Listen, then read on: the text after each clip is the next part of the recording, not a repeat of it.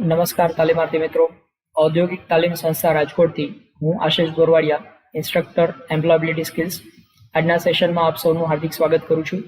મિત્રો, આજના સેશનમાં આપણે લોકો શીખી રહ્યા છીએ સેમેસ્ટર 2માં ટોપિક 9. ટોપિકનું ટાઇટલ છે લેબર વેલફેર લેજિસ્લેશન્સ, એટલે કે કામદાર કલ્યાણ માટેના કાયદાઓ, જેમાં આપણે શીખી રહ્યા છીએ ચેપ્ટર નંબર 41. ચેપ્ટર 41નું ટાઇટલ છે એપ્રેન્ટિસશિપ એક્ટ 1961. તો મિત્રો, આપ લોકો માટે ખૂબ જ અગત્યનું ચેપ્ટર છે, કારણ કે આપ આપના ટ્રેડને કમ્પ્લીટ કરો ત્યારબાદ એનું પ્રેક્ટિકલ તાલીમ મેળવવા માટે આપને કોઈ જગ્યાએ એપ્રેન્ટિસશિપ કરવાની રહેશે. તો આ એપ્રેન્ટિસશિપની જે જોગવાઈઓ છે 1961ના કાયદા પ્રમાણેની, આ જોગવાઈઓ તમે જાણતા હોય તો તમે એપ્રેન્ટિસશિપ છે એ સરળતાથી પૂર્ણ કરી શકશો અને તમે તમારા કામનો અનુભવ પણ મેળવી શકશો. તો મિત્રો, સમજીએ એપ્રેન્ટિસશિપ એક્ટમાં કયા પ્રકારની જોગવાઈઓ છે. તો બેરોજગાર યુવાનોને ઔદ્યોગિક વાતાવરણમાં તાલીમ આપવા તથા ઉદ્યોગોને તેમની કુશળ કારીગરોની માંગને પહોંચી વળવા માટે ભારત સરકાર દ્વારા 1961માં એપ્રેન્ટિસશિપ એક્ટ તૈયાર કરવામાં આવ્યો છે. તેમાં 1973માં સુધારો કરીને એન્જિનિયરિંગ ગ્રેજ્યુએટ અને ડિપ્લોમા ધારક લોકોને પણ આ એપ્રેન્ટિસ એક્ટની જોગવાઈ હેઠળ આવરી લેવામાં આવ્યા છે. વર્ષ 1986માં આ કાયદામાં ફરીથી સુધારો કરી અને વોકેશનલ કોર્સ, એટલે કે પ્રેક્ટિકલ તાલીમ આપતા ટૂંકા ગાળાના જે કોર્सेस છે એને પણ એપ્રેન્ટિસશિપ એક્ટની અંદર સમાવેશ કરવામાં આવ્યા છે. 1992માં ફરી એક સુધારો કરી અને એપ્રેન્ટિસ રૂલ્સ એવું નામ એને આપવામાં આવ્યું છે. હાલમાં 39 ટ્રેડ ગ્રુપમાં કુલ 260 અલગ અલગ પ્રકારના ટ્રેડ છે એનો ટ્રેડ એપ્રેન્ટિસમાં સમાવેશ કરવામાં આવેલ છે. નીડ ફોર એપ્રેન્ટિસ એક્ટ, આ એપ્રેન્ટિસ એક્ટની જરૂરિયાત શું છે એના વિશેની વાત કરીએ તો એપ્રેન્ટિસ એક્ટ એ કૌશલ્ય વિકાસ માટે અને માનવ સંસાધન વિકાસ માટે ખૂબ જ અગત્યનું ઘટક છે. કારણ કે એપ્રેન્ટિસ જે વ્યક્તિ એપ્રેન્ટિસ કરે છે એ વ્યક્તિને જે કામ શીખવાડવામાં આવશે એ ઓન ધ જોબ ટ્રેનિંગ, મતલબ કે એ જોબ કરતો હોય અને એને રિયલમાં કામ કરવાનું હોય એ પ્રકારે જ એને તાલીમ આપવામાં આવે છે, જેથી કરીને એ કામની તલસ્પર્શી વિગતોને સમજી શકે અને કામનો ઊંડો અભ્યાસ કરી શકે, જેથી કરીને એની કુશળતામાં વધારો થાય, એની કૌશલ્યમાં વધારો થાય. આજના મુક્ત અર્થતંત્ર અને વૈશ્વિકીકરણના સમયમાં કોઈ પણ દેશના ઔદ્યોગિક વિકાસ માટે કુશળ માનવબળ ઉપલબ્ધ હોવું એ ખાસ જરૂરી છે. તો આ કુશળ માનવબળ ઉપલબ્ધ કરાવવા માટે એ લોકોને જે કામ કરવાનું છે એ કામ ઉપર રહીને જ એમની તાલીમ આપવામાં આવે તો એની કુશળતામાં વધારો થઈ શકે. કુશળ માનવબળ જો કોઈ પણ ઔદ્યોગિક એકમની આધારશિલા છે, મતલબ કે જો કોઈ ઔદ્યોગિક એકમ સફળ થવા માંગતું હોય તો ઉદ્યોગ પાસે સક્ષમ કારીગરો, કુશળ કારીગરો હોય એ ખાસ જરૂરી છે. ઔદ્યોગિક સંસ્થાઓમાં ઉદ્યોગોને લગતી પાયાની તાલીમ આપવામાં આવે તો આ પ્રકારના કુશળ કારીગરો તૈયાર કરી શકાય છે. પ્રાપ્ત કરેલી ટ્રેનિંગ બાદ તેના કૌશલ્યમાં વિકાસ થતો જાય છે અને ઉદ્યોગોમાં આ એપ્રેન્ટિસશિપ યોજના આધાર ઉપર આ પ્રમાણે કુશળ કારીગરો તૈયાર કરી શકાય છે.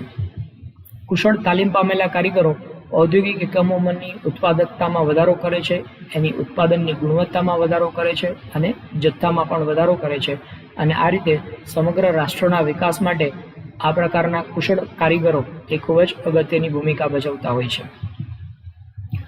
What is apprentice? હવે આ એપ્રેન્ટિસ એટલે શું એના વિશેની વાત આપણે સમજીએ. તો કોઈ હુનર કે વ્યવસાય શીખવા માટે જાણકાર વ્યક્તિના હાથ નીચે કામ કરનાર વ્યક્તિને એપ્રેન્ટિસ એટલે કે શીખાઉ કારીગર તરીકે ઓળખવામાં આવે છે. માનો કે તમારે જે કામ શીખવું છે એ કામ તમને ક્લાસરૂમની અંદર એની થિયરી શીખવાડી દેવામાં આવે તો એ થિયરી શીખીને તમે એને બરાબર શીખી શકતા નથી, પરંતુ તમને જો એ કામનો રિયલ અનુભવ આપવામાં આવે, વાસ્તવિક રીતે જ જે વ્યક્તિ એ કામ કરે છે એની સામે રહીને તમે એ કામને એક વખત જુઓ, પછી તમે એ કામ તમારી રીતે કરતા થાઓ તો તમને એ કામ બરાબર ઝડપથી આવડી જાય અને તમે તમારું કૌશલ્ય પણ એમાં વધી શકે. તો આ રીતે જે હકીકત કામ કરનાર વ્યક્તિ છે એની નીચે રહીને જ કામ શીખવાડવામાં આવે તો આ વ્યક્તિ, જે શીખનાર વ્યક્તિ છે, એને શીખાઉ કારીગર, ઇંગ્લિશમાં એપ્રેન્ટિસ તરીકે ઓળખવામાં આવશે. તો પાયાની તાલીમ મેળવેલ કોઈ પણ વ્યક્તિ અનુભવી કારીગરના માર્ગદર્શન નીચે ચોક્કસ સમયગાળા સુધી આ પ્રકારની તાલીમ મેળવે તો એ વ્યક્તિ કુશળ કારીગર બની શકે છે. એપ્રેન્ટિસ એક્ટના જે ફાયદાઓ છે, એપ્રેન્ટિસશીપ કરવું તો એનાથી શું ફાયદાઓ થઈ શકે? તો એપ્રેન્ટિસશીપ કરવાથી અહીંયા આપણને અલગ અલગ પ્રકારના ફાયદાઓનું નિરૂપણ કરવામાં આવ્યું છે. સૌથી પહેલું તો opportunity to learn on the job, મતલબ કે સૌથી પહેલો તો ફાયદો આપણને એ છે કે કામ કરતાં કરતાં જ આપણે આપણા કામને શીખી શકીએ છીએ. મતલબ કે આપણો પગાર આ એપ્રેન્ટિસ કરશો તો તમને એક વેતન મળશે, જે વેતનને કહેવાય સ્ટાઇપેન્ડ. તો સ્ટાઇપેન્ડ એક પ્રકારનો પગાર છે. તો તમને પગાર મળવાની સાથે સાથે કામ શીખવાની તક મળે છે. ઉપરાંત training in the skills employer want, મતલબ કે એવા પ્રકારની સ્કિલમાં તમને તાલીમ મળશે કે જે સ્કિલ, જે કુશળતા હકીકતે નોકરીદાતાની જરૂરિયાત છે. નોકરીદાતાને જે પ્રકારની કુશળતા, જે પ્રકારની સ્કિલની જરૂરિયાત છે એ પ્રકારની સ્કિલ તમે શીખી શકશો, જેથી કરીને તમને કામ મળવામાં ઝડપ રહેશે. ત્યારબાદ get opportunity despite the lack of experience, અનુભવનો અભાવ હોય તેમ છતાં પણ કામ તમને સરળતાથી મળી શકશે. કારણ કે તમે હજી તમારો ટ્રેડ કમ્પ્લીટ કર્યો છે, ત્યાં તમને અનુભવ ન હોય, પરંતુ તમે એપ્રેન્ટિસ કરેલું હોય તો મતલબ કે તમને કામનો અનુભવ આ એપ્રેન્ટિસ દરમિયાન જ મળવા મળશે અને આવી રીતે તમે ઝડપથી નોકરી મેળવી શકશો. ત્યારબાદ એક્સલન્ટ પ્રોગ્રેશન ઓપોર્ચ્યુનિટી, મતલબ કે તમારી કામના સ્થળ ઉપર તમારો વિકાસ થવાની તક છે એ પણ ખૂબ જ ઝડપી છે. કારણ કે તમે અહીંયા જેટલી કુશળતાથી તમારું કામ શીખશો એટલું વધારે ઝડપથી તમે તમારા કરિયરમાં આગળ વધી શકશો. ત્યારબાદ economic growth rate through building the skill set, આ રીતે કારીગરોને તાલીમ આપવામાં આવે તો કુશળ કારીગરો એ વધુ ઝડપથી ઉત્પાદન કરી શકશે, વધુ ઝડપથી અને વધુ સારી ગુણવત્તાવાળું ઉત્પાદન કરી શકશે. તો આને કારણે દેશનો આર્થિક વિકાસ છે એમાં પણ વધારો થઈ શકશે. ત્યારબાદ chance to become more confident, તમે અહીંયા કામ ઉપર રહીને જ તાલીમ મેળવો છો એટલે કામ તમને ખૂબ જ સરળતાથી આવડી જશે અને સરળતાથી કામ આવડી જશે તો તમારા આત્મવિશ્વાસમાં પણ વધારો થશે. આ ઉપરાંત લોઅર લોંગ ટર્મ કોસ્ટ, લાંબા ગાળાની કોસ્ટ છે એને પણ ઘટાડી શકાય છે. કારણ કે કારીગરો જો તાલીમ પામેલા હશે, આ તાલીમ પામેલા કારીગરો છે એ વેસ્ટેજ ઘટાડશે, એ નુકસાનને અટકાવશે, બગાડ ઘટાડશે. તો બગાડ ઘટાડવાને કારણે ફોર્મની કોસ્ટ છે એમાં પણ ઘટાડો થશે. અને ત્યારબાદ રિલાયબલ નેક્સ્ટ જનરેશન કોસ્ટ, મતલબ કે રિલાયબલ એટલે કે વિશ્વાસપાત્ર નવી જનરેશનના કારીગરો, વિશ્વાસપાત્ર કારીગરો આપણને ઉપલબ્ધ થશે. કારણ કે આપણે એને તાલીમ આપેલી છે તો તાલીમ પામેલા કારીગરો ઉપર આપણે વિશ્વાસ મૂકી શકશું અને કામને બગાડશે નહીં, કામ છે ચોક્કસ નિષ્ઠાપૂર્વક કરશે. એટલે આપણને નેક્સ્ટ જનરેશન કારીગરો પણ સરળતાથી ઉપલબ્ધ થશે. ત્યારબાદ એપ્રેન્ટિસશીપ એક્ટ જે છે એના ઓબ્જેક્ટિવ્સ એટલે કે એના હેતુઓ શું છે? તો પહેલો હેતુ ઉદ્યોગોમાં એપ્રેન્ટિસને લગતા કાર્યક્રમનું નિયમન કરવું. તે માટે કેન્દ્રીય એપ્રેન્ટિસ કાઉન્સિલે નક્કી કરેલા જે સિલેબસ છે અને તાલીમનો સમયગાળો છે એ પ્રમાણે દરેક જગ્યાએ તાલીમ આપવામાં આવે છે કે નહીં, એ સિલેબસ પ્રમાણે એને તાલીમ આપવામાં આવે છે કે નહીં, એ જોવાનું કામ આ એક્ટનું છે. આ ઉપરાંત ઉદ્યોગોમાં ઉપલબ્ધ સગવડતાઓનો મહત્તમ ઉપયોગ કરીને ઉદ્યોગોને કુશળ માનવબળ મળી રહે અને પ્રેક્ટિકલ ટ્રેનિંગ એના માટે જે આપવી પડે એ યોગ્ય રીતે પ્રેક્ટિકલ ટ્રેનિંગ આપવામાં આવે છે કે નહીં, એ જોવાના હેતુથી આ એક્ટ તૈયાર કરવામાં આવ્યો છે. આ ઉપરાંત બેરોજગાર યુવાનોને વૃત્તિકા એને ઇંગ્લિશમાં કહેવાય સ્ટાઇપેન્ડ, એટલે તાલીમની સાથે સાથે સ્ટાઇપેન્ડ એટલે કે એક પ્રકારનો પગાર કમાવાનો પણ એ લોકોને લાભ મળે, એના માટે પણ આ એક્ટ તૈયાર કરવામાં આવ્યો છે. ત્યારબાદ મોનિટરિંગ ઓફ એપ્રેન્ટિસ એક્ટ, આ એપ્રેન્ટિસ એક્ટ જે છે એનું બરાબર રીતે પાલન થઈ રહ્યું છે કે નહીં, એની ઉપર દેખરેખ કેવી રીતે રાખવામાં આવશે એના ઉપર વાત કરીએ તો એપ્રેન્ટિસ કાયદાના અમલીકરણ માટે ભારત સરકારના શ્રમ મંત્રાલય હેઠળ ડીજીઈટીનું ફૂલ ફોર્મ થાય છે directorate of employment and training, આના દ્વારા આ એપ્રેન્ટિસશીપ એક્ટની જવાબદારી સંભાળવામાં આવે છે. તેમની નીચે દેશમાં ચેન્નઈ, હૈદરાબાદ, મુંબઈ, કાનપુર, ફરીદાબાદ અને કોલકાતા એમ 6 સ્થળો ઉપર RDAT એટલે કે regional director of apprenticeship training એને કાર્યરત કરવામાં આવ્યા છે. એટલે સૌથી સર્વોચ્ચ સત્તા છે DGET પાસે છે. આ DGETની અંડરમાં 6 અલગ અલગ સ્થળો ઉપર regional directorate of apprenticeship training એની નિમણૂક કરવામાં આવેલી છે. આ 6 રિજિયનની અંદરના જે ડાયરેક્ટર છે એ પોતાની અંડરમાં આવતા અલગ અલગ તાલુકાઓ અને જિલ્લાઓમાં એપ્રેન્ટિસશીપની તાલીમ બરાબર ચાલે છે કે નહીં એની ઉપર દેખરેખ રાખતા હોય છે. આ જ રીતે પ્રત્યેક રાજ્યમાં રાજ્ય સરકાર હસ્તકના જે વિભાગો છે અને પ્રાઇવેટ ઉદ્યોગોમાં છે ટ્રેડ એપ્રેન્ટિસ માટે રાજ્ય એપ્રેન્ટિસશીપ એડવાઇઝર એટલે જેને કહેવાય છે સ્ટેટ એપ્રેન્ટિસશીપ એડવાઇઝર એની નિમણૂક કરવામાં આવેલી હોય છે. અને આ સ્ટેટ એપ્રેન્ટિસશીપ એડવાઇઝર એ પોતાના રાજ્યની અંદર એપ્રેન્ટિસની જોગવાઈઓ છે એનો અમલ થાય છે કે નહીં એનું મોનિટરિંગ કરે છે. ગ્રેજ્યુએટ, વોકેશનલ ટેકનિશિયન વગેરે માટે એપ્રેન્ટિસના કાયદાના અમલીકરણ માટે માનવ સંસાધન વિકાસ મંત્રાલય HRD જેને કહેવાય છે હ્યુમન રિસોર્સ ડેવલપમેન્ટ ડિપાર્ટમેન્ટ જે છે હ્યુમન રિસોર્સ ડેવલપમેન્ટ ડિપાર્ટમેન્ટ છે એની હેઠળનો જે શિક્ષણ વિભાગ છે એ ગ્રેજ્યુએટ અને વોકેશનલ એપ્રેન્ટિસ માટેની જવાબદારી સંભાળે છે. આના માટે ચેન્નઈ, મુંબઈ, કાનપુર અને કોલકાતા ખાતે એપ્રેન્ટિસશીપ ટ્રેનિંગ બોર્ડ કાર્યરત કરવામાં આવ્યું છે. સેન્ટ્રલ એપ્રેન્ટિસ કાઉન્સિલ CAC, આ સેન્ટ્રલ એપ્રેન્ટિસશીપ કાઉન્સિલ એ શું કામ કરે છે એના વિશે જોઈએ. આ ટોચની કાનૂની સંસ્થા છે. તે સરકારને એપ્રેન્ટિસશીપ ટ્રેનિંગ સ્કીમ એટલે કે ATSને લગતી પોલિસી એને માટેની જે નીતિઓ કે ધારાધોરણો એના ઘડતર માટેની સલાહ આપે છે. આ સલાહકાર સંસ્થામાં કેન્દ્ર અને રાજ્ય સરકારના સભ્યો, ઉદ્યોગ અને કામદાર સંઘના સભ્યોનો સમાવેશ થાય છે. કેન્દ્રીય શ્રમ મંત્રી તેના અધ્યક્ષ હોય છે અને માનવ સંસાધન વિકાસ મંત્રાલયના રાજ્ય કક્ષાના શિક્ષણ મંત્રી એ તેના ઉપાધ્યક્ષ હોય છે. એપ્રેન્ટિસ માટેનું ભરતી સત્ર જો વાત કરીએ તો એપ્રેન્ટિસશીપ તાલીમ યોજનામાં આવરી લેવાયેલા તમામ વ્યવસાયો માટે જરૂરી શૈક્ષણિક લાયકાત નક્કી થયેલી છે. એપ્રેન્ટિસ તાલીમ યોજના હેઠળ નીચે જણાવ્યા મુજબના નિયત ભરતી સત્ર દરમિયાન એપ્રેન્ટિસની ભરતી કરવામાં આવતી હોય છે. જૂન 2015ના નવા સુધારા મુજબ 4 ત્રિમાસિક સત્ર તૈયાર કરવામાં આવેલા છે. જે સત્ર 1 એપ્રિલથી 30 જૂન સુધીનું એક સત્ર હોય છે, એ દરમિયાન ભરતી થાય છે. બીજું સત્ર છે 1 જુલાઈથી 30 સપ્ટેમ્બર સુધીનું સત્ર છે, આ દરમિયાન પણ એપ્રેન્ટિસની ભરતી થતી હોય છે. ત્યારબાદ છે 1 ઓક્ટોબરથી 31 ઓક્ટોબર સુધીનું સત્ર, 1 ઓક્ટોબરથી 31 ડિસેમ્બર અને ત્યારબાદનું જે સત્ર છે 1 જાન્યુઆરીથી 31મી માર્ચ સુધીનું સત્ર. આમ 4 અલગ અલગ ત્રિમાસિક સત્ર તૈયાર કરવામાં આવ્યા છે. આ સત્ર દરમિયાન એપ્રેન્ટિસની ભરતી કરવામાં આવતી હોય છે. ટ્રેનિંગ ફોર એપ્રેન્ટિસ, હવે આ એપ્રેન્ટિસ તરીકે જે ઉમેદવારો નોંધણી કરાવે અને એપ્રેન્ટિસમાં જોડાય એ લોકોને તાલીમ કેવી રીતે આપવામાં આવશે? તો ફ્રેશર્સ એટલે કે જે નવા જ ઉમેદવારો છે એ લોકો માટે તાલીમની જોગવાઈ જોઈએ.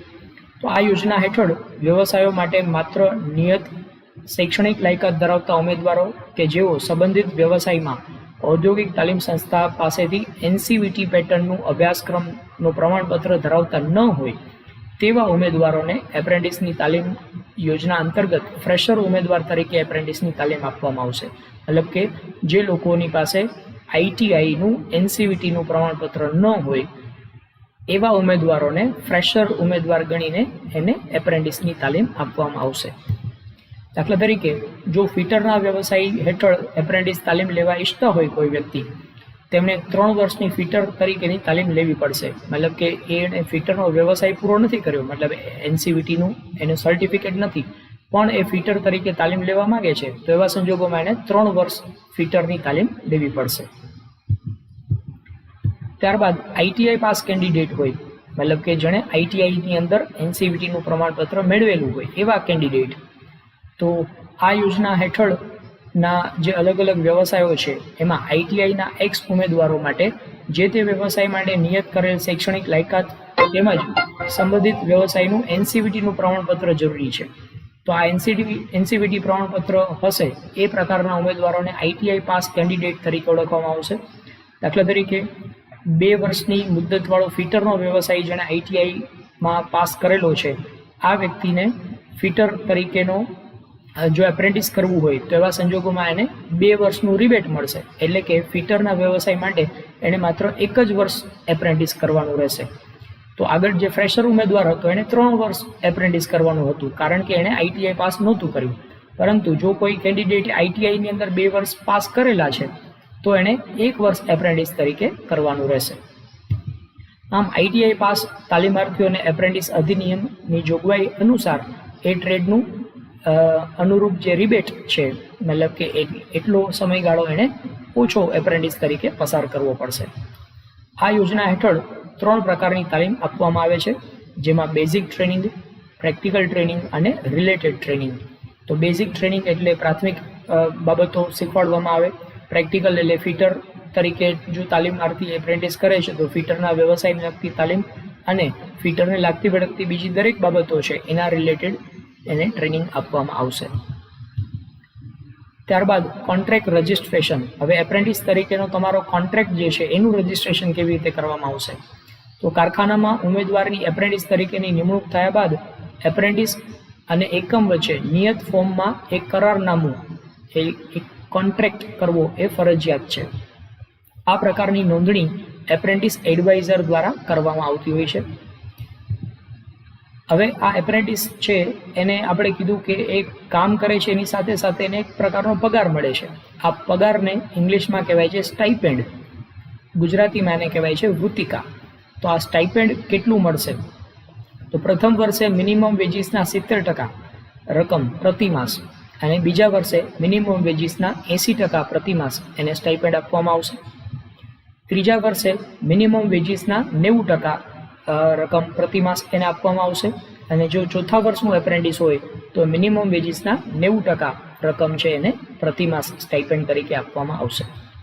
ટ્રેડ એપ્રેન્ટિસને ચૂકવવામાં આવતા સ્ટાઇપેન્ડનો ખર્ચ નોકરીદાતા પોતે ભોગવે છે. ડિગ્રી, ડિપ્લોમા અને ટેકનિશિયનને ચૂકવવામાં આવતા સ્ટાઇપેન્ડના દર અલગ અલગ છે, જેમાં ગ્રેજ્યુએટ એન્જિનિયરિંગ જો હોય એને સ્ટાઇપેન્ડનો દર છે 3650 દર મહિને. ગ્રેજ્યુએટ એન્જિનિયરિંગ જેમાં સોફ્ટવેરનું કામ જાણતો હોય વ્યક્તિ, તો એવા સંજોગોમાં એને 2530 રૂપિયા પ્રતિ માસ સ્ટાઇપેન્ડ આપવામાં આવશે. ડિપ્લોમા હોલ્ડર હોય એને પ્રતિ માસ 2530 રૂપિયાનું સ્ટાઇપેન્ડ. અને ડિપ્લોમામાં ટેકનિશિયન સેન્ડવિચ કોર્સ કરેલો કોઈ ઉમેદવાર છે તો એને 2070 રૂપિયા સ્ટાઇપેન્ડ પ્રતિ માસ આપવામાં આવશે. ટેકનિશિયન એપ્રેન્ટિસનું સ્ટાઇપેન્ડ માલિક અને કેન્દ્ર સરકાર દ્વારા સરખે ભાગે ચૂકવવામાં આવે છે. આ સ્ટાઇપેન્ડમાં પ્રત્યેક 2 વર્ષે કન્ઝ્યુમર પ્રાઇસ ઇન્ડેક્સના આધાર ઉપર જેમ ફુગાવાનો દર વધતો જાય એમ આ સ્ટાઇપેન્ડની રકમ છે એમાં સુધારો વધારો કરવામાં આવતો હોય છે. આ યોજનામાં જોડાયેલા એપ્રેન્ટિસને પરચુરણ રજા, માંદગીની રજા અને અસાધારણ રજાઓ એ બાકીના નિયમ પ્રમાણે મળવાપાત્ર હોય છે. તાલીમનો સમયગાળો 6 માસથી 4 વર્ષ સુધીનો અલગ અલગ પ્રકારનો હોય છે. અમુક ટ્રેડમાં 6 મહિનાની તાલીમ હોય છે, અમુક ટ્રેડ એવા છે કે જેમાં 1 વર્ષ, 2 વર્ષ કે 4 વર્ષ સુધીનો સમયગાળો હોય છે. એપ્રેન્ટિસને ન્યૂનતમ ઉંમર 14 વર્ષની હોય છે અને શૈક્ષણિક લાયકાત 8 ધોરણથી પાસ કરીને બીએસસી સુધીની શૈક્ષણિક લાયકાત ધરાવતા ઉમેદવારો એપ્રેન્ટિસ તરીકે જોડાઈ શકે છે. આ ઉપરાંત એપ્રેન્ટિસ તરીકેની એક્ઝામ અને એનું સર્ટિફિકેટ કેવી રીતે મળે છે એના વિશેની વાત કરીએ. જે એપ્રેન્ટિસ તાલીમાર્થીઓ સંતોષકારક રીતે તાલીમ પૂર્ણ કરે તેઓને અખિલ ભારતીય વ્યવસાય કસોટી ઓલ ઇન્ડિયા ટ્રેડ ટેસ્ટ એના દ્વારા એની પરીક્ષા યોજાય છે. સામાન્ય રીતે વર્ષમાં 2 વખત એપ્રિલમાં અને ઓક્ટોબર માસમાં આ પરીક્ષા યોજાય છે. આ પરીક્ષા પાસ કરનાર વ્યક્તિ જેને national council four vocational training એટલે કે એનસીવીટી ન્યૂ દિલ્હી તરફથી ટ્રેડનું સર્ટિફિકેટ આપવામાં આવે છે. આ પ્રમાણપત્ર સમગ્ર દેશમાં માન્યતા ધરાવે છે અને કોઈ પણ વ્યક્તિ વિદેશમાં નોકરી કરવા માંગતો હોય તો એવા સંજોગોમાં પણ આ પ્રમાણપત્ર માન્ય રહેશે. આ પ્રમાણપત્રનું મૂલ્ય આઈટીઆઈના પ્રમાણપત્ર કરતાં ઉચ્ચ મૂલ્ય ગણાય છે. એટલે કે જે વ્યક્તિએ આઈટીઆઈ પાસ કરેલું હોય પ્લસ આ એપ્રેન્ટિસની તાલીમ મેળવેલી હોય તો એનું પ્રમાણપત્ર છે એ વધુ મૂલ્યવાળું ગણાશે. સમગ્ર દેશમાં વિજેતા અને ઉપવિજેતા શ્રેષ્ઠ એપ્રેન્ટિસને મેરિટ સર્ટિફિકેટ પણ આપવામાં આવે છે. જ્યારે આ એપ્રેન્ટિસની તાલીમમાં સૌથી વધારે સારું પ્રદર્શન કરનાર વ્યક્તિ છે એને મેરિટ સર્ટિફિકેટ પણ આપવામાં આવતું હોય છે. શ્રેષ્ઠ સંસ્થાને પણ મેરિટ સર્ટિફિકેટ આપવામાં આવે છે. મતલબ જે સંસ્થામાંથી સૌથી વધુ એપ્રેન્ટિસ ઉમેદવારો પાસ થતા હોય એ સંસ્થાને સારું પરફોર્મન્સ કર્યું છે એના માટેનું મેરિટ સર્ટિફિકેટ પણ આપવામાં આવે છે. આ ઉપરાંત સરકાર દ્વારા સ્કિલ કોમ્પિટિશનનું આયોજન કરવામાં આવે છે. એપ્રેન્ટિસ તાલીમાર્થી અને તાલીમ સંસ્થાઓના તંદુરસ્ત હરીફાઈને ઉત્તેજન આપવા માટે સ્થાનિક, રાજ્ય કક્ષા અને અખિલ ભારતીય કક્ષાએ કૌશલ્ય સ્પર્ધાનું આયોજન કરવામાં આવે છે.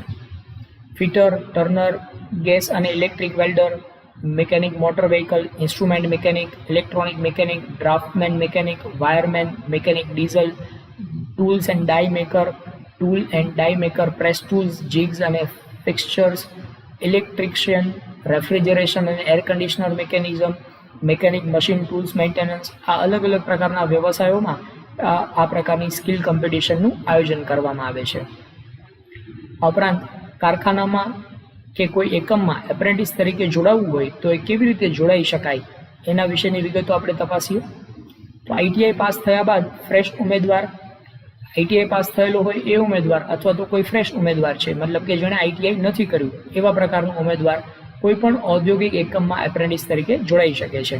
તેના માટે નજીકની આઈટીઆઈ ખાતે આવેલી એપ્રેન્ટિસ શાખાનો સંપર્ક કરવાનો છે અને ત્યાંથી તમને એપ્રેન્ટિસમાં જોડાવા માટેની માહિતી મળી શકશે. આ ઉપરાંત હવે એપ્રેન્ટિસ માટેનું ફોર્મ ભરવા માટેનું ઓનલાઈન પોર્ટલની વ્યવસ્થા પણ કરવામાં આવેલી છે. ઈમેલ આઈડી, મોબાઈલ નંબર અને અન્ય જરૂરી ડોક્યુમેન્ટ સાથે તમે આઈટીઆઈની એપ્રેન્ટિસ જે વેબસાઇટ છે www.apprenticeship.gov.in આ વેબસાઇટ ઉપર જઈને તમે ઓનલાઈન રજિસ્ટ્રેશન કરાવી અને એપ્રેન્ટિસ તરીકે જોડાઈ શકો છો. રજિસ્ટ્રેશન કર્યા બાદ કંપનીની પસંદગી માટે તે જ વેબસાઇટ ઉપર કંપનીના નામ તમારે સર્ચ કરવાના છે અને જે કંપનીમાં તમે એપ્લાય કરવા માંગતા હોય એ કંપનીમાં તમારે ક્લિક કરી અને તમારી ઓનલાઈન અરજી ત્યાં પહોંચી જશે. આ રીતે એકથી વધુ એકમોમાં પણ વ્યક્તિ છે અપ્લાય કરી શકે છે. તમે જેટલા એકમો ઉપર ક્લિક કરશો એ દરેક એકમો ઉપર તમારી એપ્રેન્ટિસની અરજી ઓનલાઈન પહોંચી જશે. તો આ પ્રમાણે એપ્રેન્ટિસશિપ એક્ટ કારીગરોને તાલીમ આપવા માટે, ઉમેદવારોને તાલીમ આપવા માટે ભારત સરકાર દ્વારા તૈયાર કરવામાં આવ્યો છે. Thank you.